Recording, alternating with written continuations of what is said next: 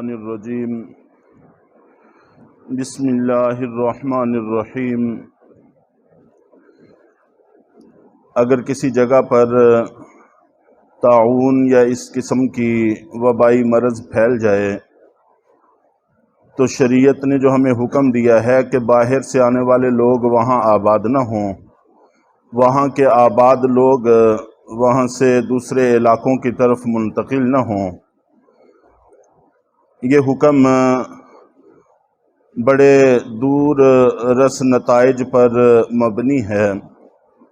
اس کے بارے میں کل ایک حکمت اور مصلحت تو یہ ذکر کی تھی کہ اس میں مسلمانوں کے عقیدے کا تحفظ ہے، اور دوسری بات یہ عرض کی تھی کہ باہر سے آ کر وہاں آباد ہونا یہ تدبیر کے بھی خلاف ہے۔ جب شرعی کوئی ضرورت نہیں ہے، اللہ تعالیٰ نے وہاں جانے سے، اللہ کے نبی نے وہاں جانے سے منع بھی کیا ہے، پھر خام خواہ اپنے آپ کو ہلاکت میں ڈالنا، اپنے آپ کو خطرے میں ڈالنا، اس کی اجازت نہیں ہے۔ یہ جان اللہ کی دی ہوئی امانت ہے، اس کو کسی بھی ایسے خطرے میں ڈالنا جہاں ضائع ہونے کا امکان ہو، بندے کے لیے یہ جائز اور درست نہیں ہوتا۔ تو انسان کو چاہیے کہ تحفظ کی تمام تعبیریں کرنے کے بعد پھر اللہ پر توکل کرے، اللہ پر بھروسہ کرے۔ تو ان تدبیروں میں سے یہ بھی ایک تدبیر ہے کہ ایسے علاقوں میں جا کر آباد نہ ہو۔ جہاں تک تعلق ہے وہاں سے نکلنے والے لوگوں کا، تو اگر وہاں سے نکلنے کی اجازت دی جائے تو پھر جو لوگ ہمت والے ہیں، طاقت والے ہیں، اور اسی طرح پیسے والے ہیں، یا جن کے باہر اچھے تعلقات ہیں، وہ تو وہاں سے نکل جائیں گے۔ ہر علاقے میں ایسے بہت سارے لوگ ضعفاء ہوتے ہیں، کمزور ہوتے ہیں، بہت سارے لوگوں کے ایسے بندھن ہوتے ہیں کہ وہ وہاں سے نہیں نکل سکتے۔ تو جب ایسے لوگ کمزور، غریب اور عورتیں، بوڑھے، یہ لوگ پیچھے بچ جائیں گے تو ان کا کوئی پرسان حال نہیں ہوگا۔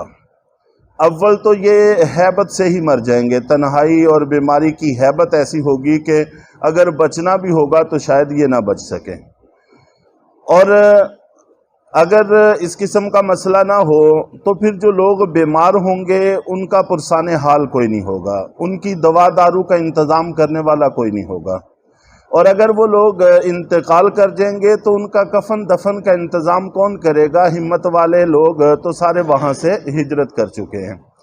تو ایک بہت بڑا انسانی المیہ پیدا ہو جائے گا کہ ایک بستی میں، ایک علاقے میں لوگ مر رہے ہیں، نہ کوئی پرسان حال ہے، نہ کفن دفن کا انتظام کرنے والا ہے۔ تو جو لوگ بیماری کا شکار نہیں بھی ہوں گے وہ وہاں کی ان میتوں کے گلنے سڑنے کے تعفن سے ہی مر جائیں گے۔ تو یوں ایک بڑی دنیا میں بہت بڑا انسانی المیہ پیدا ہو سکتا ہے، اس لیے شریعت نے حکم دیا کہ وہاں سے کوئی بھی نہ نکلے۔ اور جو نکلنے والے ہیں تھوڑا سا ان کے حالات پر بھی غور کرنا چاہیے، اور جن حالات سے پچھلے دنوں انسانیت گزری ہے اس پر بھی تھوڑی سی نظر کرنی چاہیے، تو اندازہ ہوگا کہ جو لوگ وہاں سے نکلیں گے ہو سکتا ہے کہ ان پر جراثیم اثر انداز ہو چکے ہوں، بیماری ان کے اندر پیدا ہو چکی ہو۔ بسا اوقات بیماری پیدا ہو جاتی ہے لیکن اس کا ظہور کچھ وقت بعد ہوتا ہے۔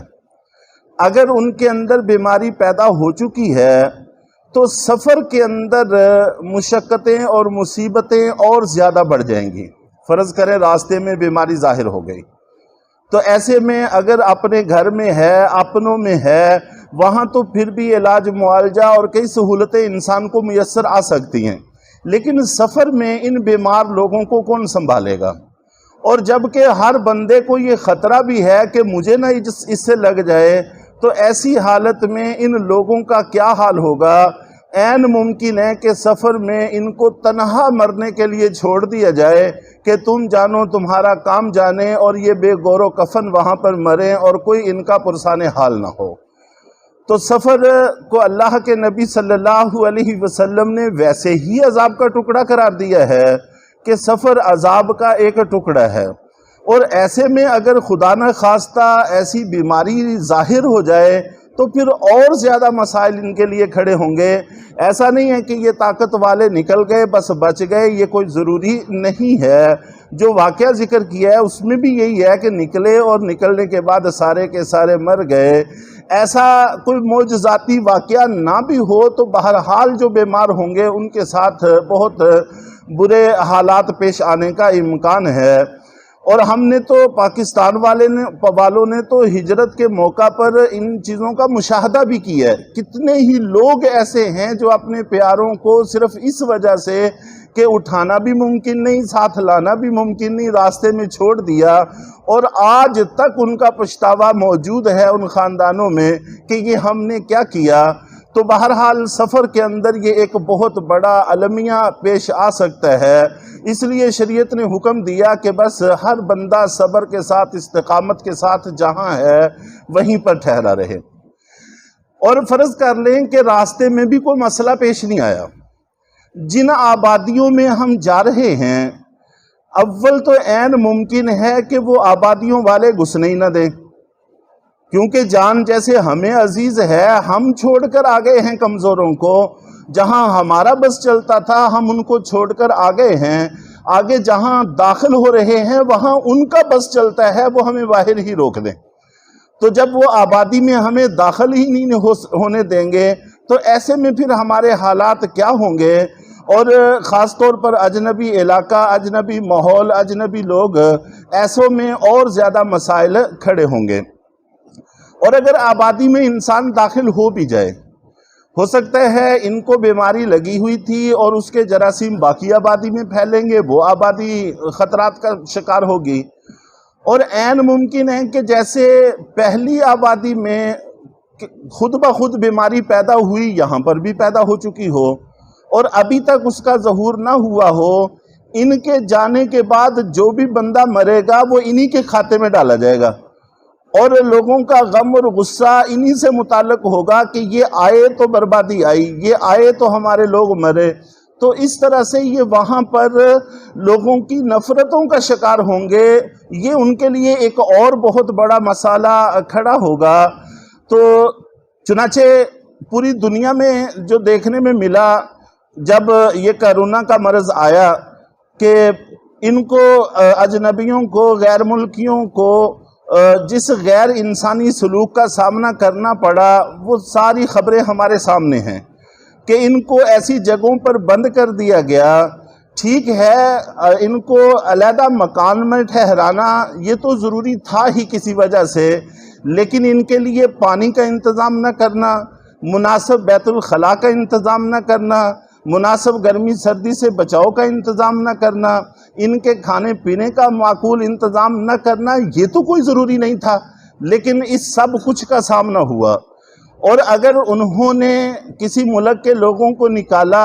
تو جب وہ اپنے ملک میں آئے تو اپنے ملک والوں کو بھی جان عزیز تھی، انہوں نے اپنی آبادیوں میں ان کو گھسنے نہیں دیا۔ چنانچہ انہی دنوں میں ہم عمرے سے